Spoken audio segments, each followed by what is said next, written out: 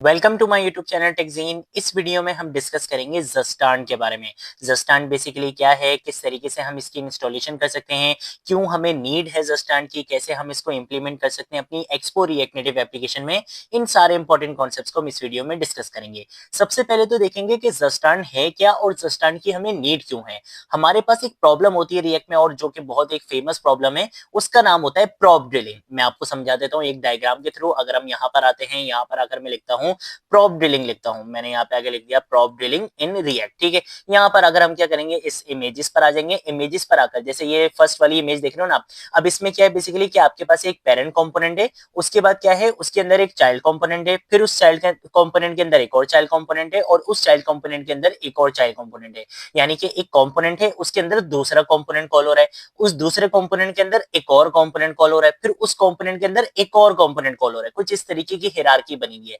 अब आपने क्या करना है, यहाँ पे पेरेंट वाले कंपोनेंट से डेटा को सेंड करना है डायरेक्टली इस चाइल्ड सी वाले कंपोनेंट के अंदर, जो कि कहाँ है, पेरेंट के अंदर ए है, ए के अंदर बी है, और बी के अंदर क्या है, सी है। तो आपने पेरेंट से डायरेक्टली डेटा सेंड करना है चाइल्ड सी वाले कंपोनेंट में। अब आप डायरेक्टली प्रॉप्स के थ्रू तो नहीं भेज सकते। आपको पता है कि अगर आपने एक स्क्रीन से दूसरी स्क्रीन में डेटा को सेंड करना होता है, एक कंपोनेंट से दूसरे कंपोनेंट में डेटा को सेंड करना होता है, तो बेसिकली आप प्रॉप्स के थ्रू कर सकते हो। अब यहाँ पे आपने क्या करनी पड़ेगी, प्रॉप ड्रिलिंग करनी पड़ेगी। यानी कि आपको पहले पेरेंट से भेजना पड़ेगा चाइल्ड ए में, फिर चाइल्ड ए से आप भेजोगे चाइल्ड बी में, फिर चाइल्ड बी से आप भेजोगे चाइल्ड सी में, जो कि एक बहुत ज्यादा कॉम्प्लिकेटेड, बहुत ज्यादा कॉम्प्लेक्स टास्क बन जाएगा, और आपकी एप्लीकेशन भी इससे बहुत ज्यादा स्लो हो जाएगी। क्योंकि जो डेटा आपको यहाँ से डायरेक्टली चाइल्ड सी में ट्रांसफर करवाना था, वो पहले चाइल्ड ए में भेजना पड़ा, फिर चाइल्ड बी में भेजना पड़ा, और फिर चाइल्ड सी में भेजना पड़ा। और लेट सपोज अगर आपके पास यहाँ पे बीच में और कंपोनेंट्स हो, तो आपके लिए बहुत ज्यादा, वो आपकी एप्लीकेशन को भी स्लो करेगा और आपके लिए बहुत ज्यादा कॉम्प्लिकेटेड टास्क हो जाएगा।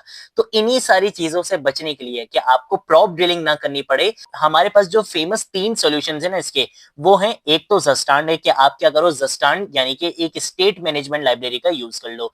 दूसरा क्या है कि आप रिडक्स टूलकिट का यूज कर लो, वो भी क्या है, एक स्टेट मैनेजमेंट लाइब्रेरी है। तीसरा सॉल्यूशन क्या है कि रिएक्ट आपको अपना भी एक फीचर प्रोवाइड करता है, और वो होता है कॉन्टेक्स्ट एपीआई का। ठीक है, तो इस वीडियो में हम क्या करेंगे, इस प्रॉब्लम को सॉल्व करेंगे, लेकिन जस्टांड यानी कि एक third party state management library का यूज करते हुए हम इस प्रॉब्लम को सॉल्व करेंगे। फिर नेक्स्ट वीडियो में हम कॉन्टेक्स्ट एपीआई देखेंगे, जो कि रिएक्ट का अपना फीचर है, उसका यूज करते हुए कैसे इस प्रॉब्लम को सॉल्व करेंगे, वो भी देखेंगे। फिर थर्ड वीडियो में हम रिडक्स टूलकिट देखेंगे, और एक वीडियो में हम क्या करेंगे, इन तीनों में डिफरेंस भी समझेंगे कि कहां पर किन सिनेरियोज में हमें कॉन्टेक्स्ट एपीआई यूज करना चाहिए, कहां पर किन सिनेरियोज में हमें जस्टांड का यूज करना चाहिए, कहां पर किन सिनेरियोज में हमें रिडक्स टूलकिट का यूज करना चाहिए। ठीक है, तो अब आपको समझ में आ गया कि हमारे पास क्या थी, एक प्रॉब्लम थी जिसका नाम था प्रॉप ड्रिलिंग, कि अगर आपने पेरेंट से चाइल्ड, चाइल्ड के चाइल्ड, चाइल्ड के चाइल्ड में अगर डेटा को सेंड करना होता है डायरेक्टली, तो या तो आप प्रॉप ड्रिलिंग कर लो, उससे आपका टास्क बहुत ज्यादा कॉम्प्लिकेटेड हो जाएगा, आपकी एप्लीकेशन भी स्लो हो जाएगी। तो उससे बचने के लिए आप क्या करते हो, आपके पास फेमस 3 सॉल्यूशंस होते हैं, एक है जस्टांड, एक है रिडक्स टूलकिट, और एक है कॉन्टेक्स्ट एपीआई। जस्टांड और रिडक्स टूलकिट एक थर्ड पार्टी लाइब्रेरीज हैं,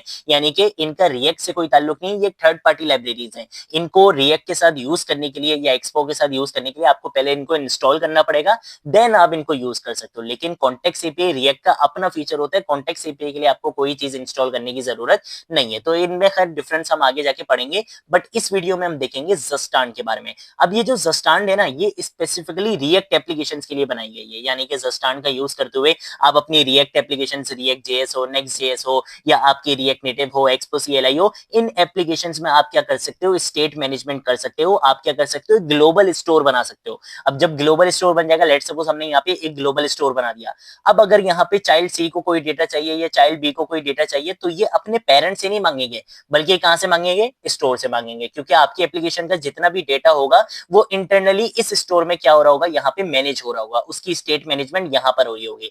तो जो भी डेटा होगा, अगर यहाँ से किसी भी कंपोनेंट को चाहिए, तो हमें यहाँ पे प्रॉप डीलिंग करने की जरूरत नहीं है, वो डायरेक्टली किससे मांग लेगा, स्टोर वाले भाई से मांग लेगा। सिंपल चीज। तो अब हम क्या करेंगे, यहाँ पर आएंगे, और यहाँ पर आने के बाद हम जाएंगे सबसे पहले तो जस्टांड की ऑफिशियल वेबसाइट पे। ये क्या है, बेसिकली जस्टांड की ऑफिशियल वेबसाइट है, जो स्पेसिफिकली किसके लिए, रिएक्ट एप्लीकेशंस के लिए क्रिएट किया गया है। आपने क्या करना है, यहाँ पे इसकी डॉक्यूमेंटेशन पर आ जाना है। जब आप इसकी डॉक्यूमेंटेशन पर आओगे, तो आपको ये बता देगा कि आप क्या कर सकते हो, npm install जस्टांड की कमांड को कॉपी करोगे, यहाँ पर आओगे, यहाँ पर आने के बाद आपने क्या करना है, अपना टर्मिनल ओपन करना है, इस कमांड को पेस्ट करना है और यहाँ पे आप एंटर प्रेस कर दोगे। तो इससे क्या होगा, आपकी जो जस्टांड वाली लाइब्रेरी है, जो पैकेज है बेसिकली, वो यहाँ पे इंस्टॉल हो जाएगा। अब उसके बाद क्या काम करना है, मैं यहाँ पर आकर कुछ फाइल्स और फोल्डर्स बनाऊंगा। तो उसके लिए क्या करूंगा, मैं अपनी इस रूट डायरेक्टरी के अंदर ही यहाँ पे एक फोल्डर बनाऊंगा, एक डायरेक्टरी बनाऊंगा, सोर्स डायरेक्टरी। इस सोर्स डायरेक्टरी के अंदर मैं क्या करूंगा, सबसे पहले तो एक फाइल बना लूंगा जो मेरे कंपोनेंट की फाइल होगी। तो मैंने यहाँ पे लिख दिया counter.jsx, आप किसी भी नाम से बना सकते हो, मैंने इस नाम से बना ली। अब इसी कंपोनेंट वाली फाइल के अंदर मैं यहाँ पे क्या करूंगा, स्टोर के नाम से एक डायरेक्टरी बनाऊंगा। तो वो भी मैंने यहाँ पे बना ली और इसके अंदर मैं क्या करूंगा, यहाँ पे आके यूज store.js के नाम से यहाँ पर एक फाइल बना लूंगा। ये बेसिकली क्या होगी, मेरे कस्टम हुक की फाइल होगी। मैं आपको एक और चीज बता दूं, जस्टांड बेसिकली क्या करता है, कस्टम हुक्स का यूज करता है। कस्टम हुक का मतलब क्या होता है, एक तो वो हुक होते हैं जो प्री डिफाइंड होते हैं, जो रिएक्ट ने आपके लिए पहले से बना के रखे हुए हैं, जैसे यूज स्टेट हो गया, यूज इफेक्ट हो गया, यूज रिड्यूसर हो गया, ये सारे वो हुक्स हैं जो रिएक्ट ने पहले से बना के रखे हुए हैं। लेकिन आप अगर अपना खुद का कोई हुक बनाते हो तो वो बेसिकली क्या होता है, कस्टम हुक कहलाता है। ठीक है, तो जस्टांड बेसिकली क्या बोलता है कि आप अपने कस्टम हुक का कॉन्सेप्ट यूज करते हुए यहाँ पर एक ग्लोबल स्टोर बना सकते हो और अपने डेटा को यहाँ पर मैनेज कर सकते हो। और उसके बाद आपके एप्लीकेशन के अंदर किसी भी कंपोनेंट को अगर वो डेटा चाहिए होगा तो वो क्या कर सकता है, डायरेक्टली वहां से एक्सेस कर सकता है। तो हमने क्या करना है, यहाँ पे स्टोर क्रिएट करना है। तो मैं यहाँ पर आऊंगा, यहाँ पे आके लिखूंगा इंपोर्ट करवा लो। किसको इंपोर्ट करवा लो, क्रिएट को इंपोर्ट करवा लो। कहां से, जस्टांड वाले पैकेज से इंपोर्ट करवा लो। देन उसके बाद मैं यहाँ पे कौन सा कीवर्ड लिखूंगा, यहाँ पे आके यूज स्टोर का यहाँ पे यूज करने वाला हूँ। यहाँ पे एक बेसिकली क्या बनाने वाला हूँ, स्टोर क्रिएट करने वाला हूँ कस्टम हुक का यूज करते हुए। तो हम यहाँ पे आके क्या करेंगे, क्रिएट के मेथड का यूज करेंगे और इस क्रिएट के मेथड के अंदर हम यहाँ पे क्या करेंगे, एक मेथड पैरामीटर पास करवा देंगे सेट के नाम से। ठीक है, तो यहाँ पे मैंने वो पास करवा दिया और इस तरीके से मैंने यहाँ पे एक ऑब्जेक्ट बनाना है बेसिकली। अब क्या करूंगा, सबसे पहले अपनी इनिशियल स्टेट बताऊंगा कि भाई मेरी जो स्टेट है उसकी इनिशियल वैल्यू क्या रहेगी, बाय डिफॉल्ट वैल्यू क्या रहेगी। तो मैंने यहाँ पे काउंट के नाम से एक स्टेट बना दी है, उसकी बाय डिफॉल्ट वैल्यू क्या रख दी है, 0 रख दी है। देन उसके बाद क्या करूंगा, मैं अपने एक्शंस बताऊंगा कि इस काउंट के ऊपर किस टाइप के एक्शंस आ सकते हैं। इंक्रीमेंट आ सकता है, डिक्रीमेंट आ सकता है, किस किस टाइप के एक्शंस आ सकते हैं। तो मैं यहाँ पर अगर बता दूंगा कि भाई एक एक्शन आ सकता है इंक्रीमेंट के नाम से, और जब भी इंक्रीमेंट के नाम से एक्शन आएगा तो आपने करना क्या है इस स्टेट के साथ, वो हम यहाँ पर आकर बता देंगे। तो मैं यहाँ पर आकर बोलूंगा कि भाई सेट के अंदर क्या पास होगी, हमारी स्टेट पास होगी, और इस स्टेट के अंदर बेसिकली हम इसके साथ करेंगे क्या, हम यहाँ पर अगर बोल देंगे कि भाई काउंट की वैल्यू को तुम अपडेट कर दो। कैसे अपडेट कर दो, हम यहाँ पे आके बोल देंगे स्टेट डॉट काउंट +1, यानी कि आपकी जो भी करंट स्टेट की वैल्यू चली होगी, जैसे कि अभी अगर 0 है और इंक्रीमेंट का एक्शन आ जाता है तो ये क्या करेगा, आपकी करंट स्टेट के अंदर +1 ऐड करके काउंट में क्या करवा देगा, उसको अपडेट करवा देगा, इनिशियलाइज करवा देगा दोबारा से।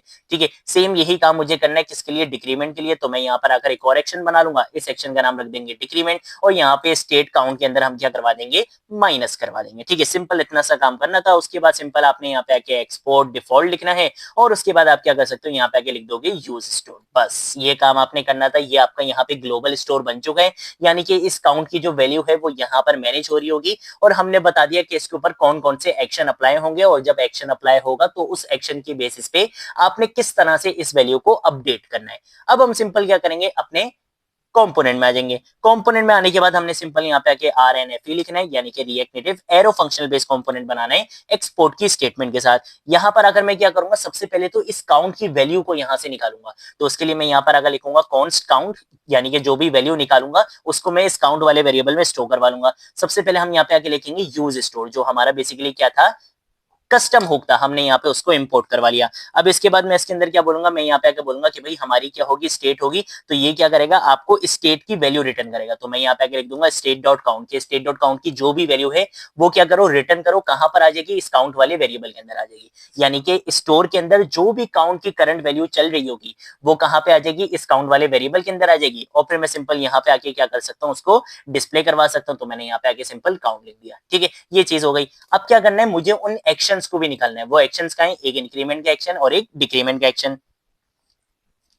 तो सेम यही काम आपने करना है, कंट्रोल डी यहाँ पे काउंट की जगह यहाँ पे आके लिख दूंगा सिंपल इंक्रीमेंट लिख दूंगा। ठीक है, तो इंक्रीमेंट लिख दिया है। सेम ऐसे ही हम यहाँ पे आके इसको क्या कर देंगे, डिक्रीमेंट कर देंगे। ठीक है, तो ये इस तरीके से हमने यहाँ पे लिख लिया इंक्रीमेंट और डिक्रीमेंट। इंक्रीमेंट को कॉपी करूंगा, यहाँ पे आके बोलूंगा कि स्टेट में से किसको निकाल लो, इंक्रीमेंट को निकाल लो। सेम ऐसे ही डिक्रीमेंट को भी यहाँ से निकाल लो। ठीक है, तो ये चीजें हमने यहाँ पे इस तरीके से डिफाइन कर दी है। अब क्या करूंगा, व्यू के अंदर आके टेक्स्ट यहाँ पे आ जाएगा, और उसके बाद हम क्या करेंगे, सिंपल यहाँ पे आके दो बटन बना लेंगे। तो बटन कॉम्पोनेंट का यूज करूंगा।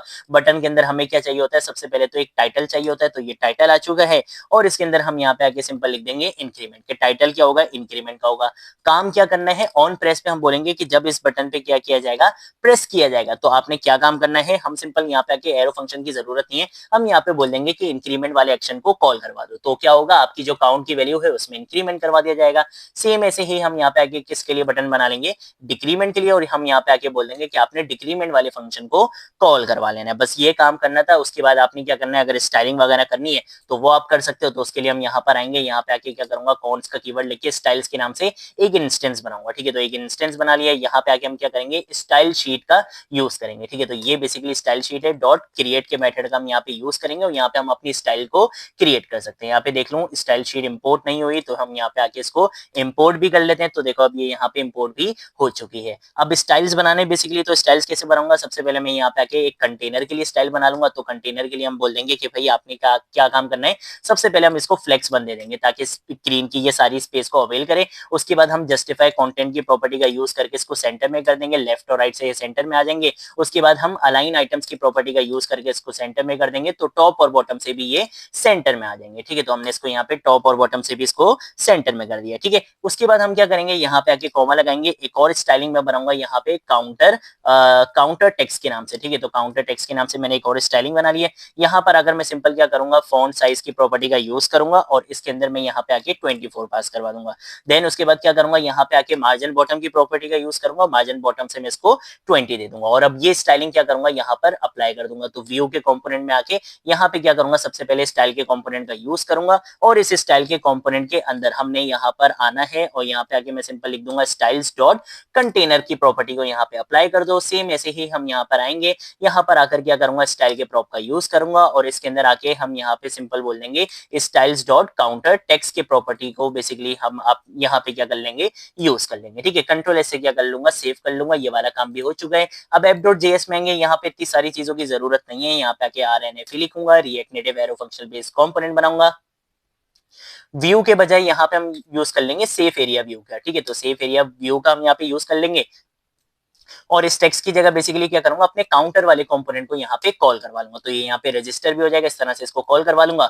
और यहाँ पे भी आके हम क्या करेंगे, स्टाइल के प्रॉप का यूज करके इसके अंदर मैं यहाँ पे इंटरनल स्टाइलिंग दे दूंगा, बेसिकली फ्लेक्स यहाँ पे 1 दे दूंगा। बस आपने क्या करना था, सिंपल इतना काम करना था, आपका काम हो चुका है। कंट्रोल एस से क्या करूंगा, सेव करूंगा। यहाँ पर आकर npm स्टार्ट की कमांड से अपनी एप्लीकेशन को रन कर दूंगा। तो अभी तो खैर कमांड ही गलत लिख दी है, तो हम यहाँ पर आएंगे और यहाँ पर आकर मैं इसको npm स्टार्ट कर दूंगा। तो देखो यहाँ पे मेरी एप्लीकेशन रन हो चुकी है। अब अगर मैं यहाँ पे आके इंक्रीमेंट करूंगा तो बेसिकली इसकी वैल्यू इंक्रीमेंट हो जाएगी और अगर मैं यहाँ पे आके डिक्रीमेंट करूंगा तो इसकी वैल्यू डिक्रीमेंट हो जाएगी। तो अब आप देख सकते हो कि यहाँ पर अगर मुझे इस काउंट की वैल्यू को एक्सेस करना होगा तो मुझे सिंपल क्या करना है, मुझे यहाँ पे आके ये 3 लाइनें लिखनी है और मैं किसी भी कंपोनेंट के अंदर क्या कर सकता हूँ, उस वैल्यू को एक्सेस कर सकता हूँ। मुझे वो प्रॉप डीलिंग करने की जरूरत नहीं है कि एक कंपोनेंट से दूसरे कंपोनेंट में डेटा भेजूं, फिर दूसरे से तीसरे में भेजूं, फिर तीसरे से चौथे में भेजूं। मुझे जिस कंपोनेंट के अंदर भी डेटा को एक्सेस करना होगा मैं डायरेक्टली आके यहाँ पे इस तरीके से यूज कर सकता हूँ। तो ये बेसिकली फायदा होता है जस्टार्न का।